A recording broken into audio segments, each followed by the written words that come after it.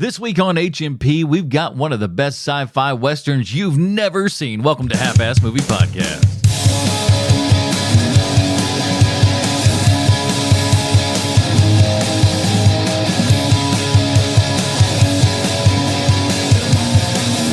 Ladies and gentlemen, welcome back to Half-Ass Movie Podcast, a show where we put together a half-ass theme as an excuse to watch movies. My name is Adam Portress, and joining me today, he hates sand because it's coarse, it's rough, and it's irritating, and it gets everywhere. Sweet Sean Kovacs from the internet. Please pet my robot donkey. And he says there's nothing wrong with washing your plates with a little bit of dirt. Bruce Leslie.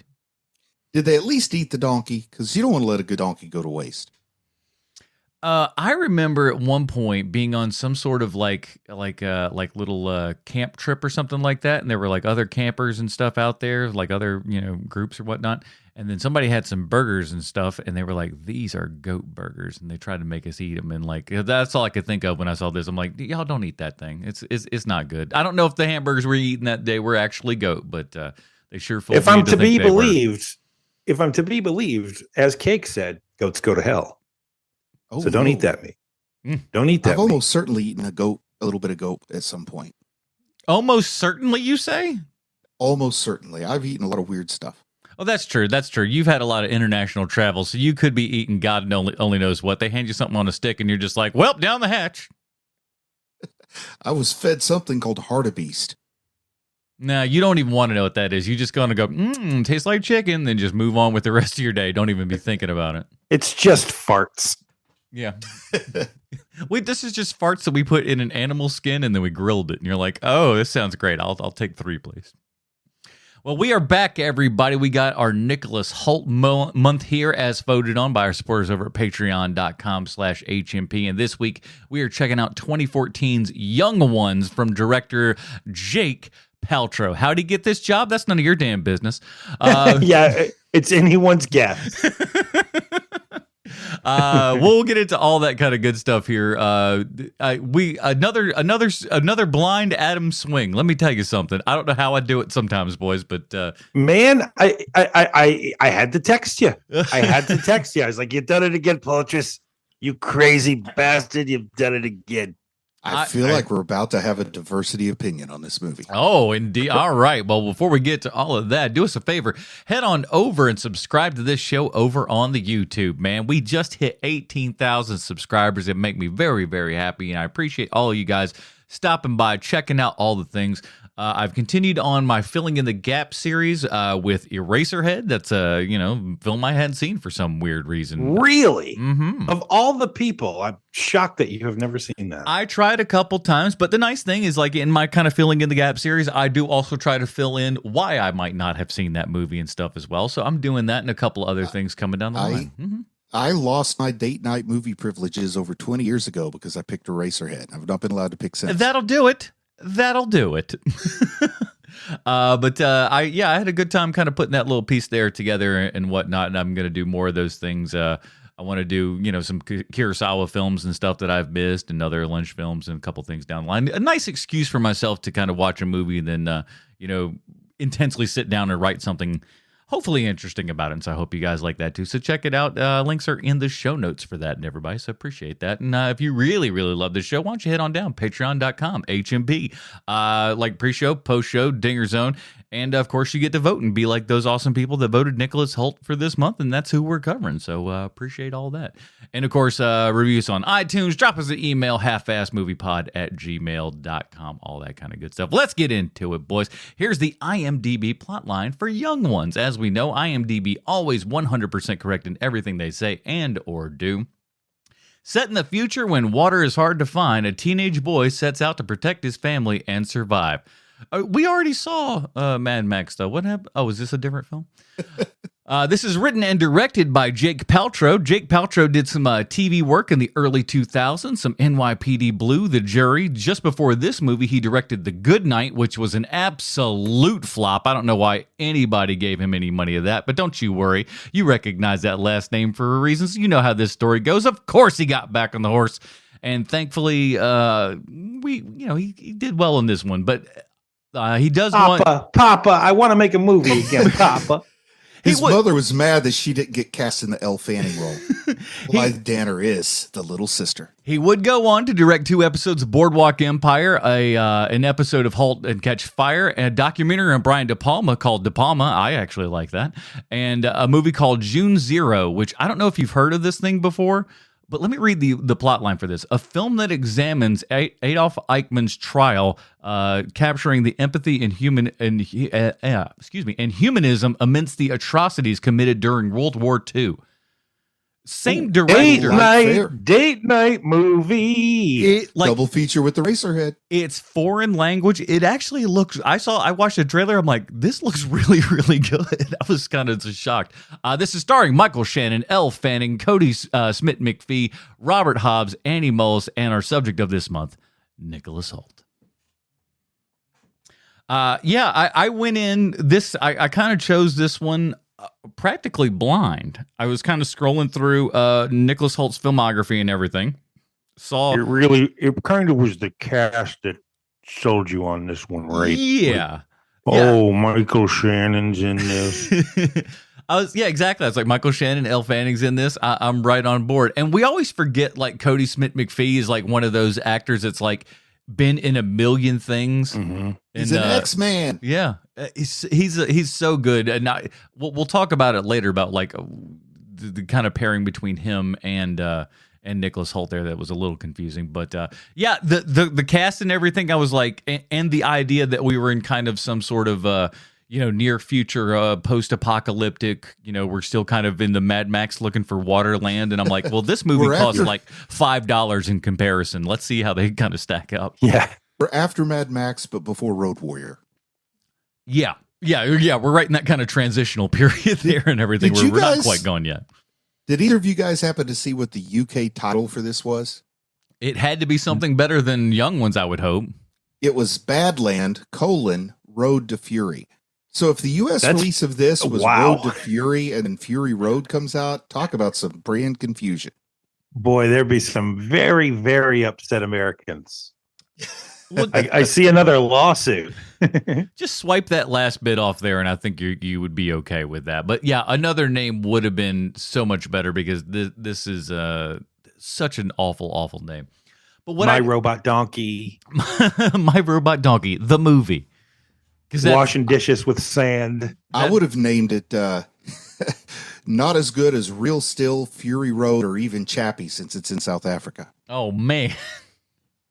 All right, Bruce showing cards early here. All right. Yeah. What would Grapes of Wrath be like? What would Grapes of Wrath be like with more androids?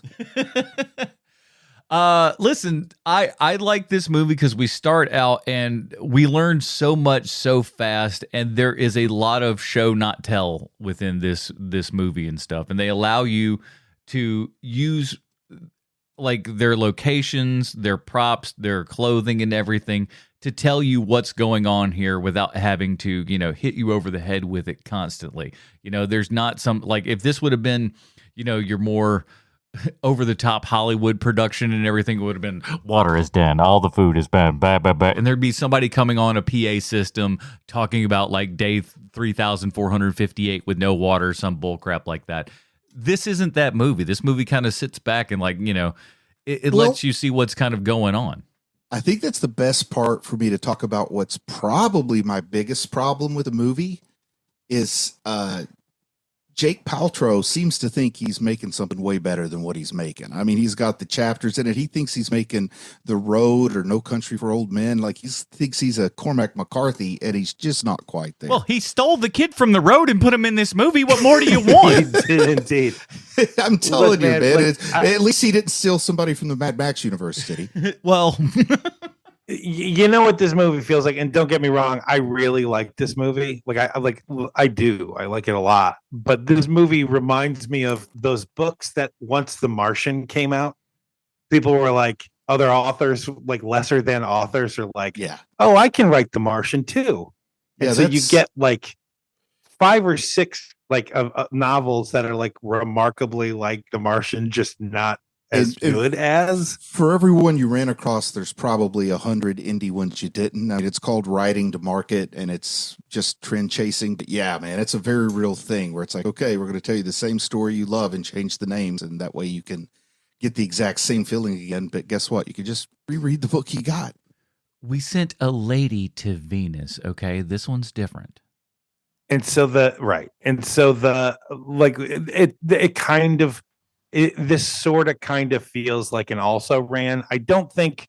I mean, it sucks that European title is just the worst, but like I think that it has enough different about it. Like very specifically, I thought that there was going to be a ratcheting up of engagement once he had to cross the border, and the kid has to cross the border.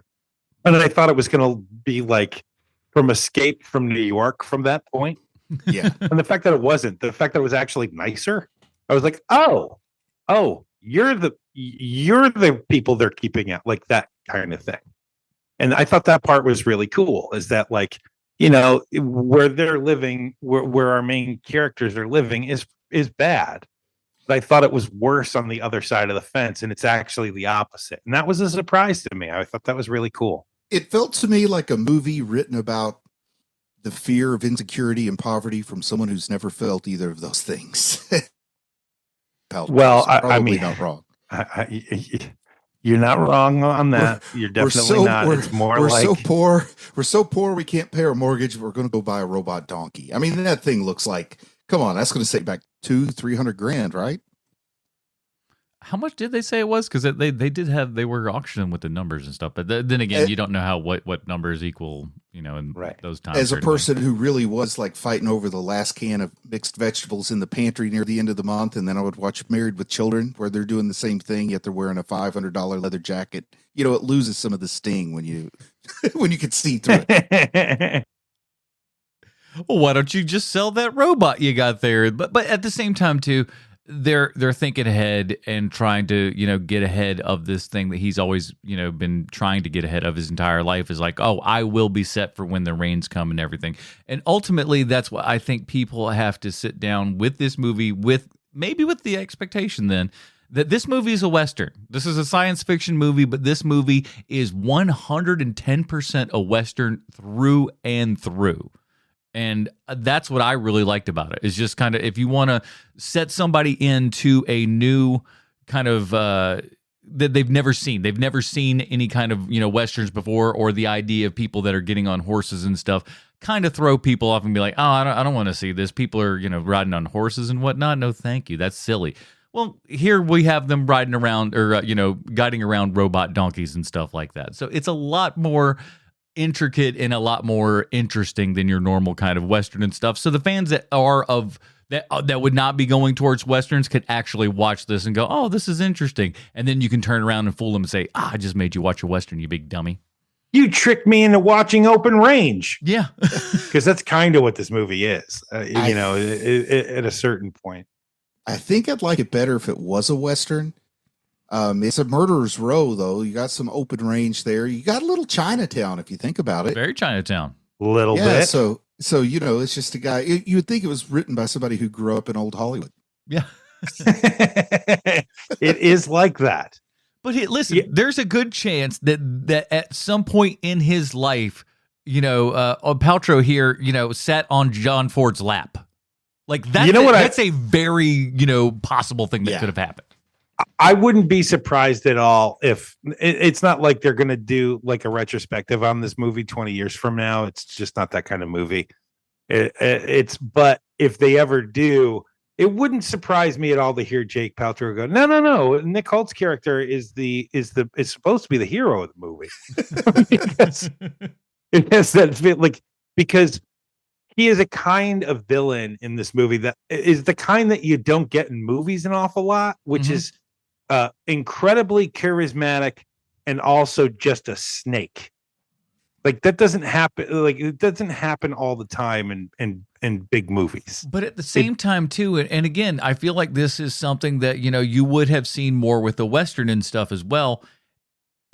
While he is nefarious in his actions and deeds and everything, he is ultimately also right, though. because Michael Shannon is not holding this land in any way, shape, or form. And he goes, if I got a hold of it, I could do something with it. And then he literally does do that and does it in this backwards way of killing father and then marrying the daughter. And it's just like, that is a really... Go ahead. He does it through murder and extortion, so I guess it's like a character judgment. Like, he could not have done it with Michael Shannon still alive, so if Michael Shannon had sold it to him and bought in, he wouldn't have been able to do this. He was only able to do this by exploiting Michael Shannon's death, the switchblade that he had. If he had just accepted Nicholas Hoult's offer, he never accomplishes anything.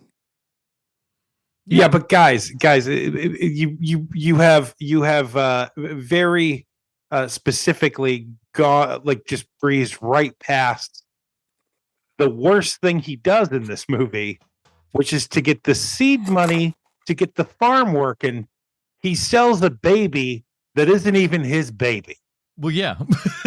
So, again, if you want to go if you want to go to the, he is kind of right. Let's put a pause on how right Nicholas Hoult's character is in this movie, because he is so despicable as a person that he thinks that the ends justify the means. When he sells someone's baby, he murders, he steals. It also shows a lack of global awareness, because the only reason he had to sell the baby is because he got the water to the farm in the first place. So if he had good global awareness, he'd know, okay, the bank's not going to look the other way on the mortgage once this becomes worth something. So we got to be proactive on this. Before we get the water, we should pay it off at a cheaper price or something like that, Like, let it go into... Very clever, Bruce. And then also, if Nicholas Hoult had a good global awareness of the situation, he probably could have bought the farm out from under Michael Shannon at a discounted price because of how. But no, see that's but you got to understand, Bruce. You're looking at things from the world is not we're not post-apocalyptic right now. Like I said, like what the things that you're saying are correct, but don't make sense at this particular time. It's like all that stuff's out the window. Would make sense. I mean, he's bitter about the land. It was taken from his father and given to this guy. Yeah. But at the same time, too, he wants to keep that land. That's the whole point of this. Is Michael Shannon is so hard headed in his belief that he knows what he's doing, which clearly we've seen. Shortly thereafter, he did not know what he was doing to some degree or another. But his own pride kept him from actually going through and having a fertile land and everything. I'm not disagreeing with that. What are you talking? Hold on. That Michael Shannon's pride isn't the reason why there's not water going to the farm. No. But I'm just talking but that's part of it. Part of it is he doesn't know how to negotiate. He's a bad negotiator. He's doing a terrible job. Man. Wait, let's slow down here, Adam, because of the big picture thing. There's a difference in negotiation and extortion. Right. And when people don't see that difference, I think that's when the world goes to a bad place. You're already in that bad place, Bruce. You're in post-apocalyptic world here. We're struggling for water. Here analyzing it, and you shouldn't say that he's not good at negotiating. He's just not willing to kill and extort. Right. I mean, that's a different thing altogether than to say you're not good at negotiating. That's a fair thing, but that's also going to land him dead, and it did. Listen, that's what the whole point of this is, that every side has very much problems going on here, and watching how all of that plays out. It's a morality tale amongst everyone here. There's hardly a great person in this movie for the most part. And I just want to say Nicholas Hoult isn't terribly good. I don't think he's any better at this than Michael Shannon is. No, but he's only just a little bit. And again, in this post-apocalyptic world, all you have to be is just a little bit more than the other guy.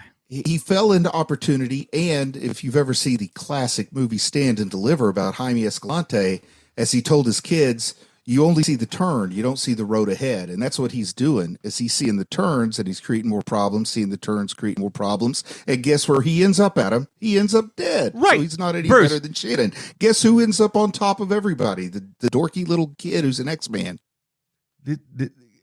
So my point being proven is the point of everything? Yes. This is what I've been saying. What is your proven point? One point, Adam. You've proven you've proven your inability to admit defeat. Put a finite point on what your actual point is. Here. Every single person in this movie is willing to step on by and large, is either willing to step on the neck of someone or ends up getting killed by someone because they weren't willing to do so in this post-apocalyptic world.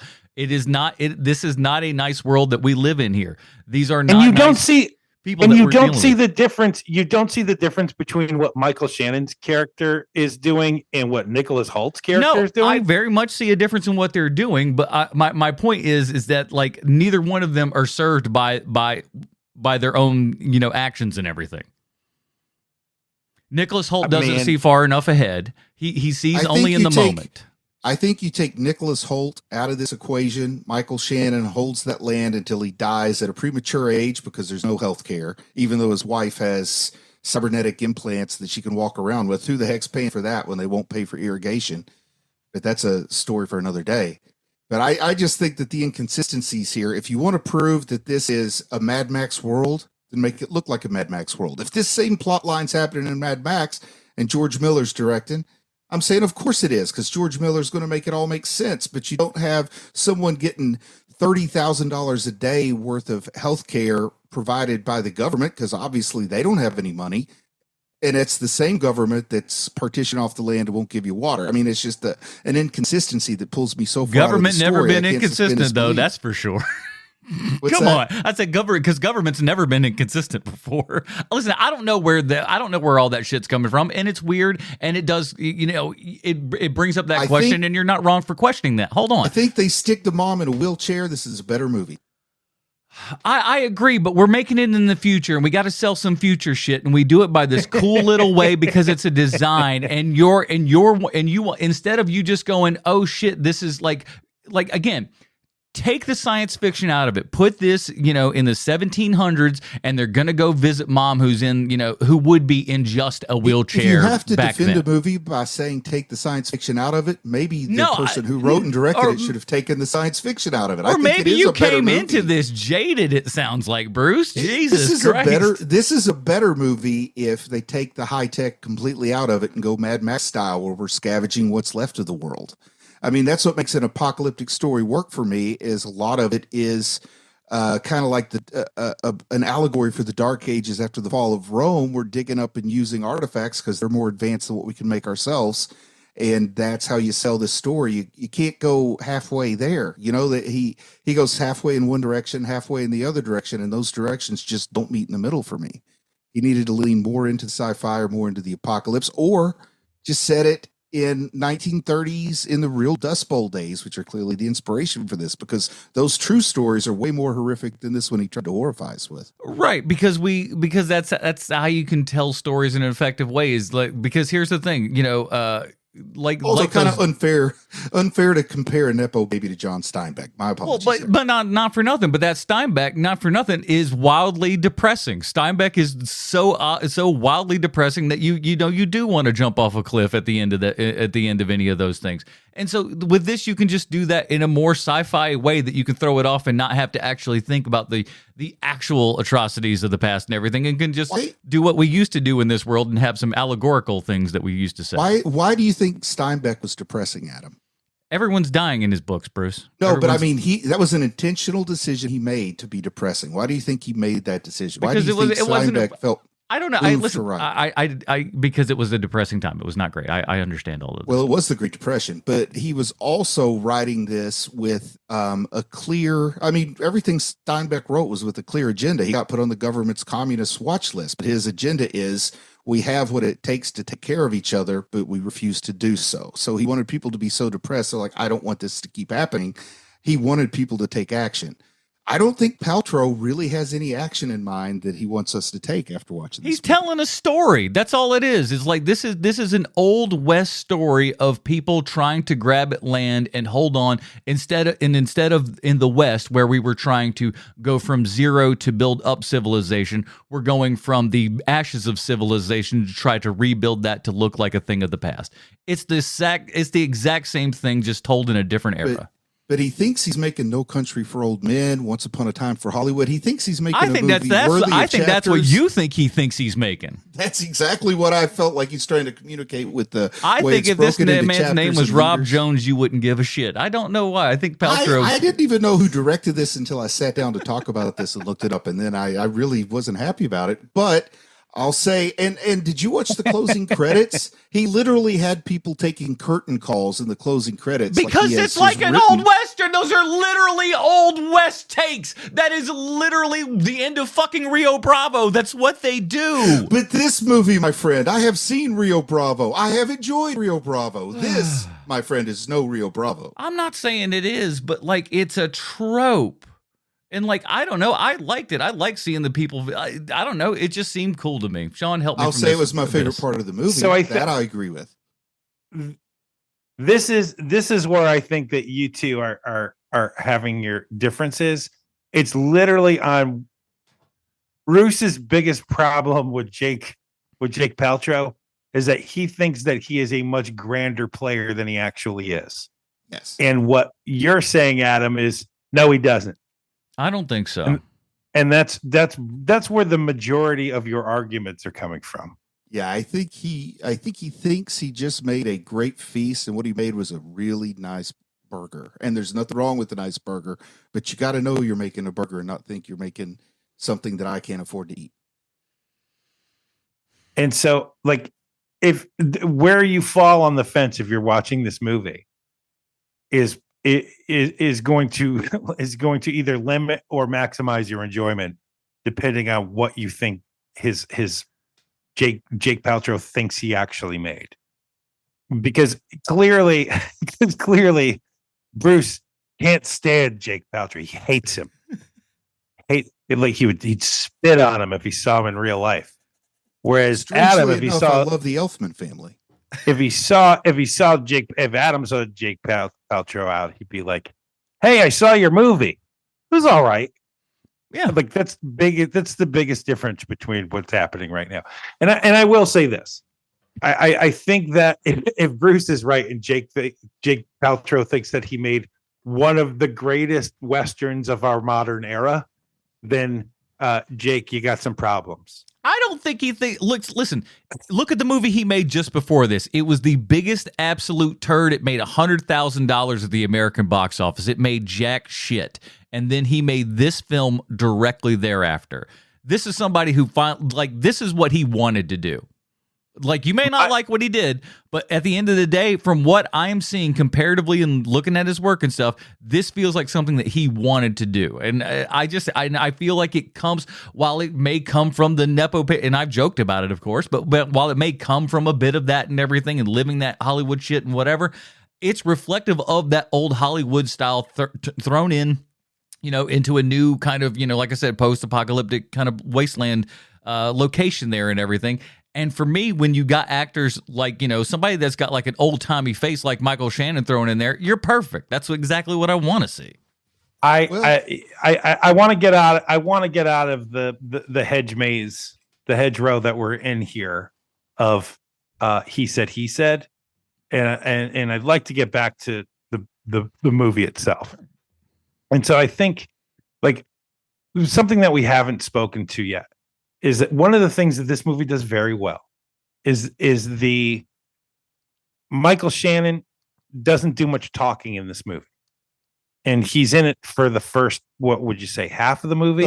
First third. I watched the timer when he died because I knew once he was gone, my interest was going to largely be gone, because I do like Michael Shannon. I enjoyed him quite a bit when he's on the screen. And then once he was gone, I felt it. So the first third of the movie, what it does very well is Michael Shannon is conveying to you everything that you need to know about plot, about the character, about his relationship with other characters in the movie. And he says like 7 words. And I am a sucker for that. Like I've been on the record before. I think the biggest problem with the Star Wars sequels is they get away from, after the first movie, they get away from the small, quiet moments of Star Wars, which is, like what made Star Wars great in the first place.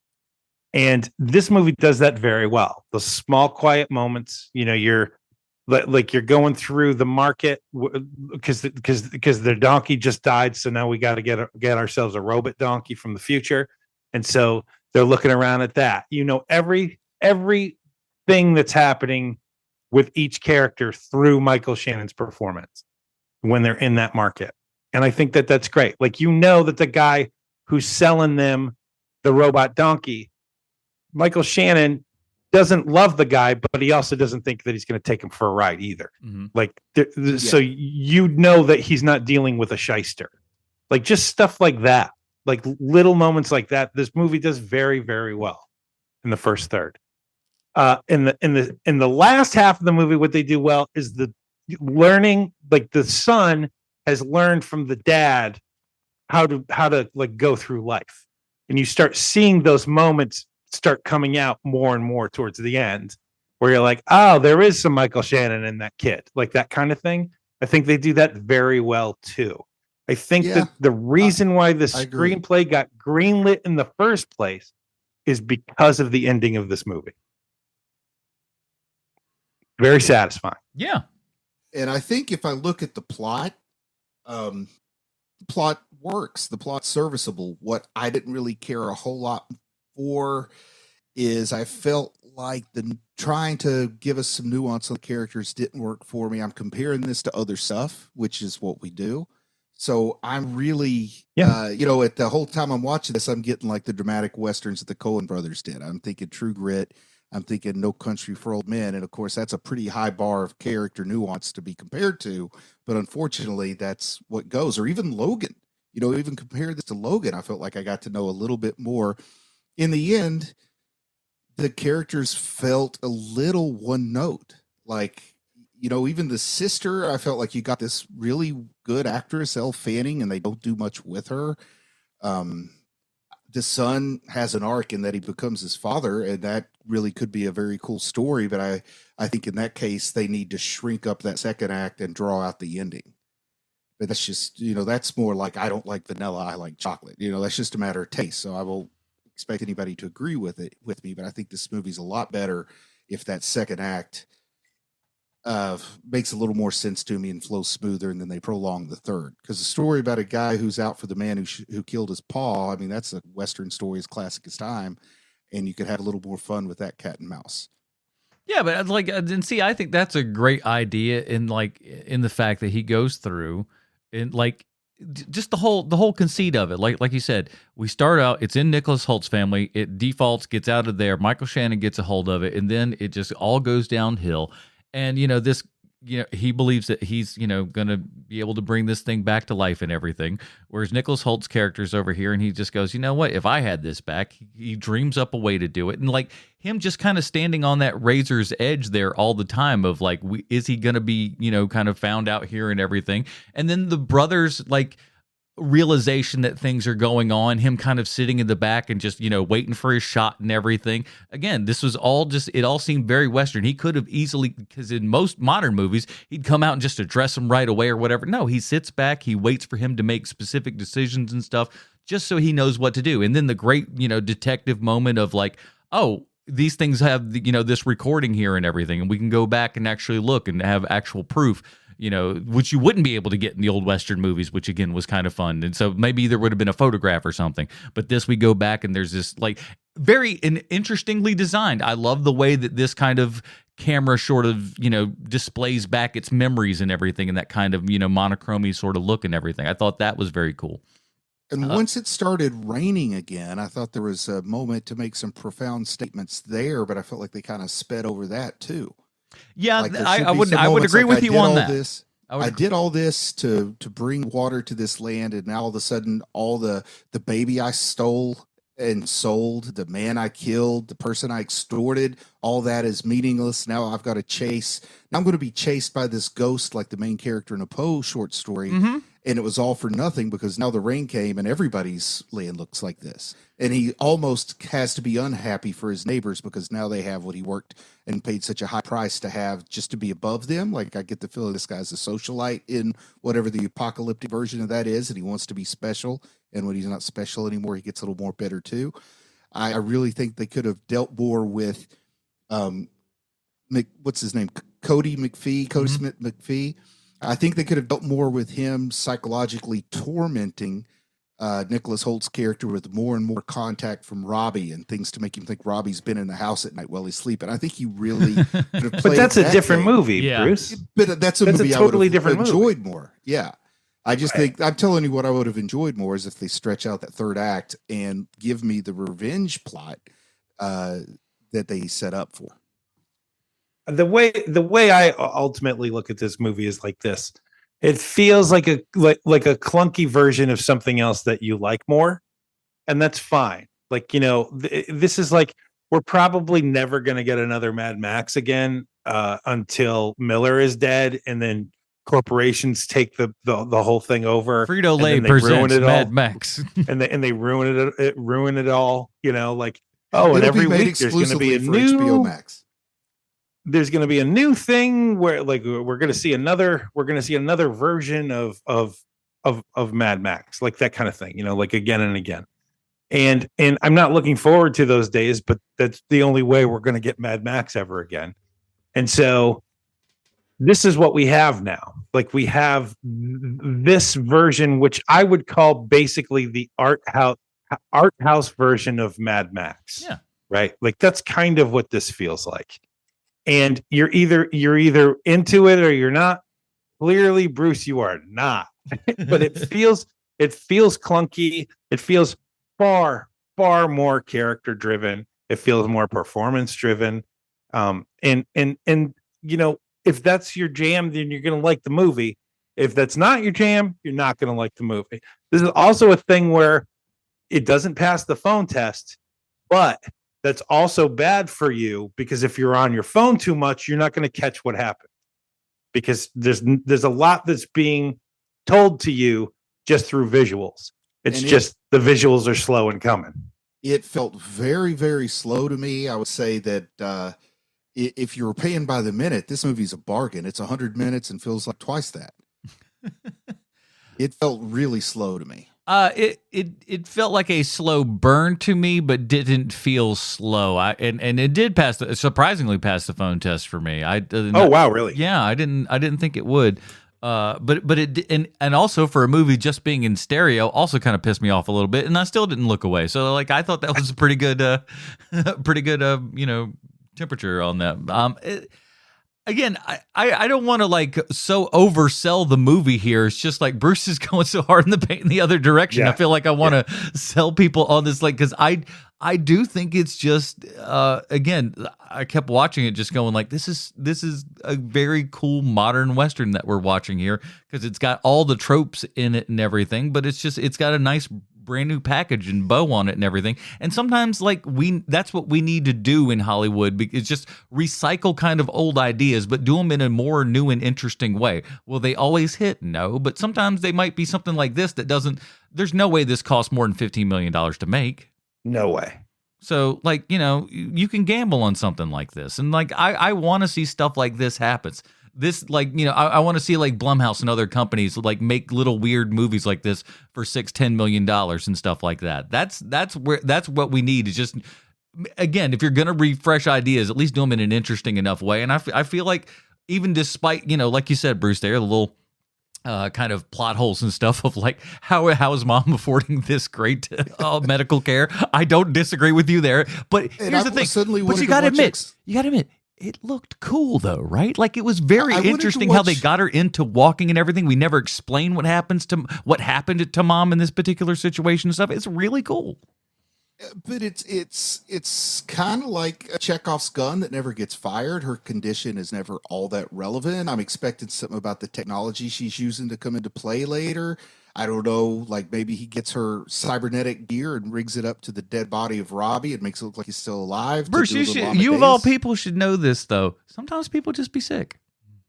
Well, sometimes people do just be sick, but they don't have a bizarre reanimation device. They do in this era, like a one-armed Doc Ock. This is just as much as getting an ace bandage on in the year 2025. It's a little bit different then.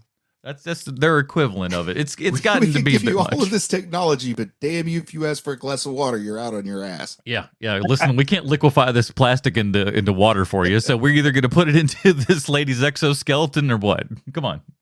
I gotta tell you, like, there is no way I would enjoy this movie as much as I did if the ending wasn't the ending to this. Like, the ending is so very satisfying to this film. If it had like a welcome to the dollhouse ending, there's no way I'm saying I really like this movie. It is a nice, beautiful callback to that moment that him and his dad spent together building the pit trap in the sand, so that is something where Chekhov's gun went somewhere. So I'll tip my hat to that. That was a nice callback. I like in little things I mentioned at the top of the show, just and we said it previously, but like just the like all the dirt things and stuff, how they like specifically clean stuff, like everything from like clothes to the dishes and stuff like that. It's like it's just I don't know, it's so cool that somebody just sat down and was like, how are you washing your clothes in the apocalypse? I think it should have had an Easy Rider ending where some random person in a truck just drives by and shoots Cody Smith. That's what I was concerned for. I did not want that to happen. Man, I thought they were going to do the old, the old parable when you go out seeking revenge, be sure to dig 2 graves. Because he'd only dug 1 grave there. If he was walking away and he fell into someone else's trap and died, that would have been interesting. We're almost. Oh no, bees! We're due for more of that though, if you think about it, because we did it like there in the late '60s, where we just killed somebody at the end of the movie because that's just how we figured on ending it. Then we did it a little bit in the '90s and stuff. We're due for one more round of those where people just be dying right in the end. It was like, we just shot him. Sorry, bye. End. Paltrow wanted to keep that character alive in case he made Young 2s. How many people sat down trying to watch Young Ones and ended up watching, or Young Guns and ended up watching Young Ones? I think it's far more likely the other way around, but you raise a good point. You know what's worse though is they've just announced. Did you boys hear? Yeah. They're making the young guns are now old guns, I suppose. I think that's the only way you could do it. Am I wrong? How are they young in their 60s? It's the Cocoon aliens. There's no way that that they're the ones that they're referencing with Young Guns. No. There's just no way. You don't think? Hey man, Emilio Estevez still looking pretty. I mean, NAACP guns. Oh, sorry, not that. AARP guns. The new kids on the block are in their mid-50s. Forrest Whitaker shows up. Oh, okay. I take it back. I'm on board now. All right. Well, let's get down to it, boys. Movies only we gotta. If you had to recast this, no, my God, how many steps am I skipping today? Is he doing it in this episode? Nicholas Hoult, Sean.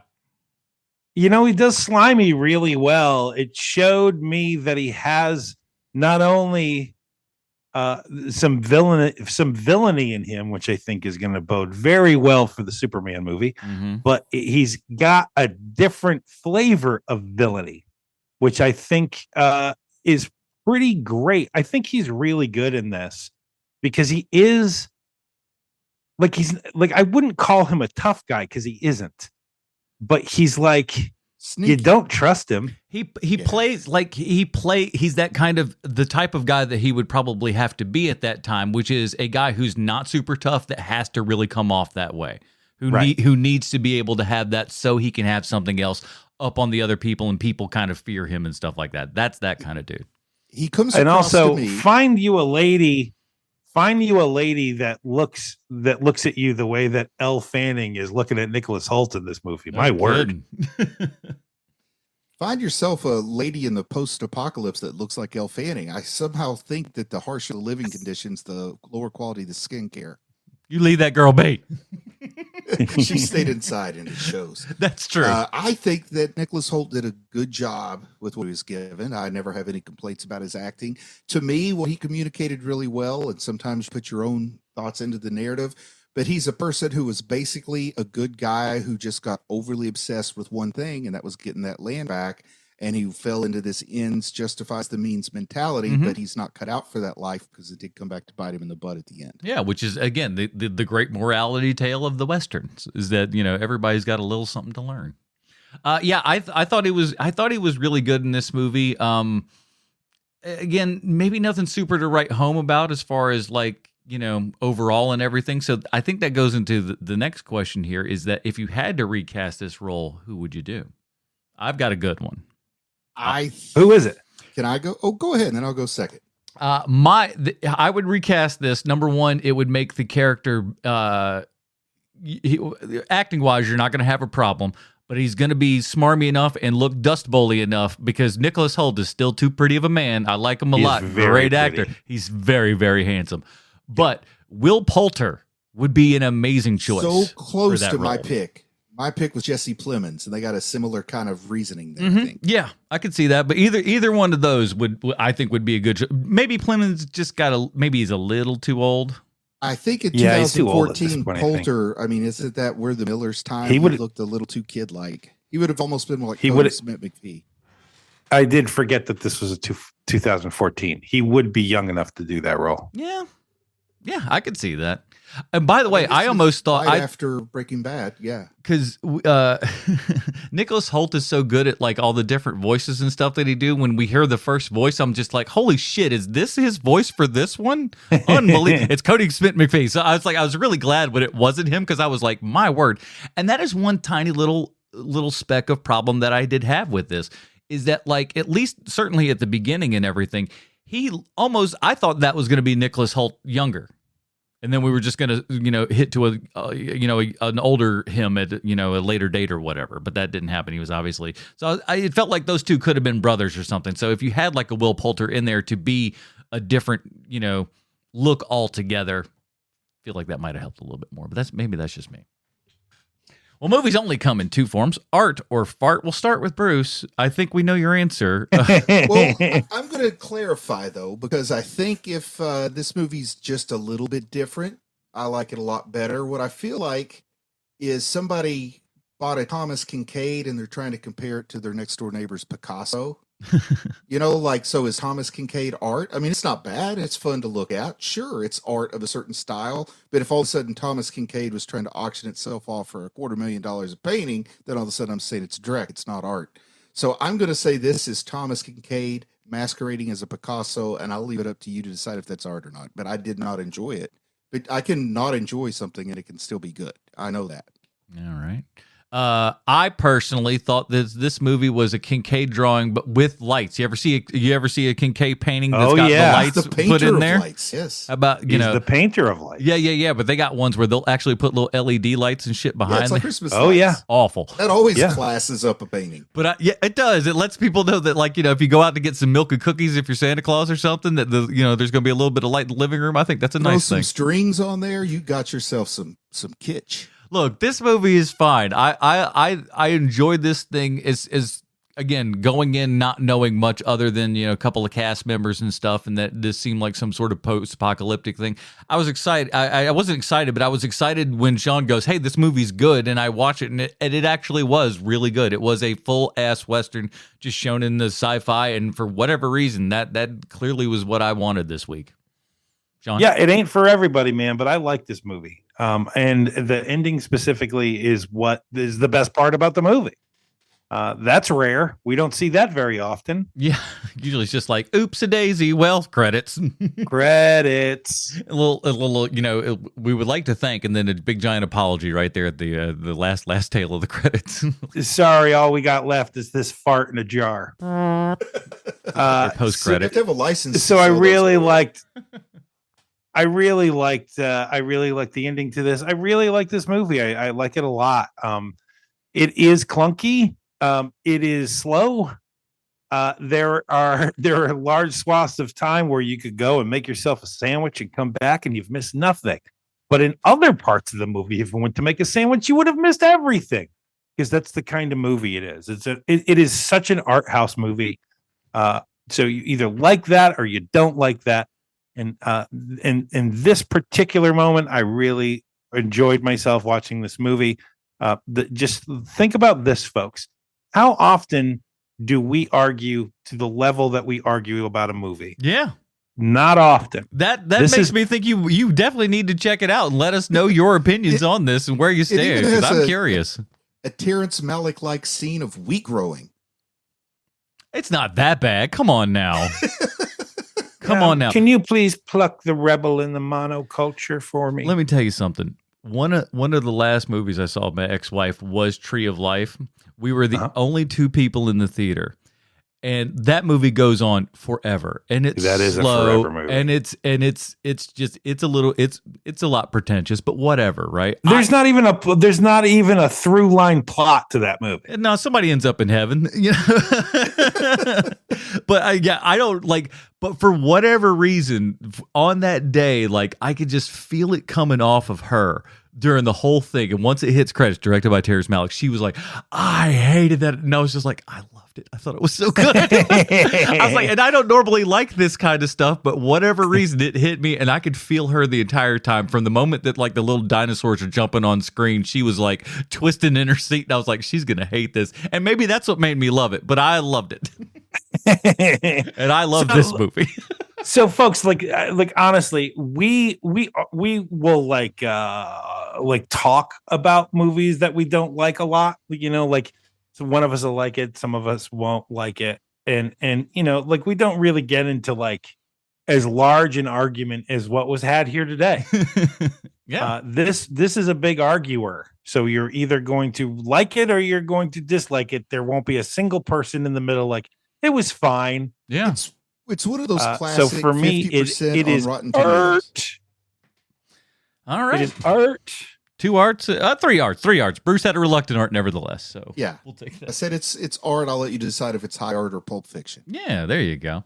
Not the actual Pulp Fiction, which is high art. Listen, listen, you're gonna have zero fights on this one. confusing thing to say. You put this up against Pulp Fiction, I don't know who's gonna like. If you pick Not a this single movie, person. you crazy, you crazy. Get off the drugs right now because you want them. That'll do it, everybody, for this episode of HMP. Up next week, we're closing out our Nicholas Hoult month here with The Menu from 2022. I can't believe that that's 2022. That seems like it was like I was, watching that movie 2 seconds ago. I could does feel have that way. sworn I watched it last week. It's really, I was like, man, time is flying. We have no idea what anything is, but we will be checking out The Menu with some more Nicholas Hoult, and you got a little bit of, Anya Taylor-Joy in there, a little bit of Ray Fiennes, a good little crew over there. So we'll be checking all Is that out. Leguizamo in it? Yes, he is. Yeah, as a matter of he fact. is. He is, I like and he's Leguizamo. not like super Leguizamo in it. So He's, it's like, he's you're the like, hey, I like him level in of this. Leguizamo you want in a movie, Yes. isn't he? Like it's the Yes, right perfect. amount, just the right amount of Leguizamo. And Ray finds it's so hard to say like what his best role, but I really like him in this. It's going to be a good one. So join us here Looking next forward to week when we're talking about The Menu from 2022. For Sweet Sounds, Kovacs from the internet, Bruce Leslie, I'm Adam Portress reminding you to be a dirty baby. Leave a comment for your mom.